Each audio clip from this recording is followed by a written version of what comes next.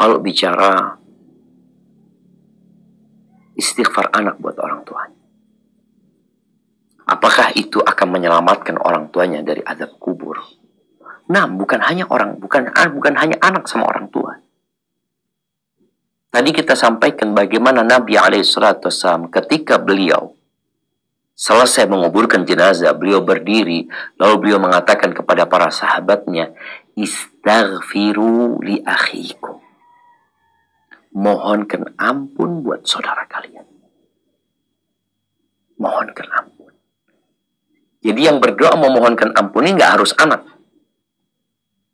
Cuma kalau selain anak, biasanya hanya mendoakan sesekali. Kawan ya. Mungkin dia ingat, ya Allah fulan ya. Ketika dia lagi asik mungkin minum teh. Biasanya sore hari dia minum sama kawannya. Allahumma ighfir lahu warhamhu. Pokoknya seperti itu. Adapun anak, maka anak punya cinta kepada kedua orang tuanya. Dia punya hubungan yang panjang mengingat kebaikan-kebaikan orang tuanya. Sehingga dia akan banyak mendoakan orang tuanya. Baik berdoa memohonkan ampun buat orang tuanya dengan mengatakan Allahumma ighfir lahu, atau membaca Rabbi ighfirli wali walidayya warhamhuma kama rabbayani shaghira. Ini insya Allah akan dapat menyelamatkan orang tuanya dari azab kubur, meringankan azabnya, atau bahkan mengangkat azab itu. Belum lagi nanti di surga dikasih derajat yang tinggi.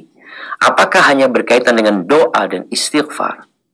Sebenarnya anak itu hasil karya orang tuanya. Sehingga kalau anak ini anak soleh, yang senantiasa bertakwa kepada Allah, insya Allah orang tua dapat bagian dari amal soleh anak.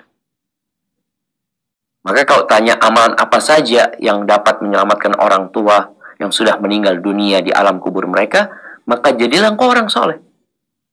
Jadilah anak yang soleh. Jadi kalau bicara jadi anak soleh, Masya Allah sudah. Dia akan sholat tepat waktu, dia akan rajin puasa, dia rajin sodako.